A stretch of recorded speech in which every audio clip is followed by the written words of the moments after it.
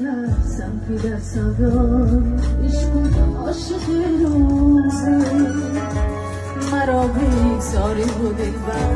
دست بنده کشون باشد این چشمش حسرت دنیای دم دارد نشوره در دل و نسینش ضبط جنون دارد